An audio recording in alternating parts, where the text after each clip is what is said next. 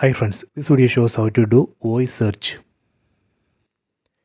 See, this is a remote of this device. Here you can see one mic button. We need to press and hold this button. Then we can ask. Let me press and hold. Search for keyboard. See.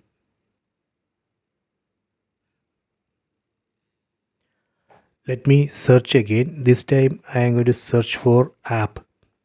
Again, press and hold this mic button. Browser app. See, here you can see the browser app. So let me open one. See, from here you can install. So this way we can do voice search. Please try this. I hope you have enjoyed this video. Please subscribe this channel. Please like and share the video.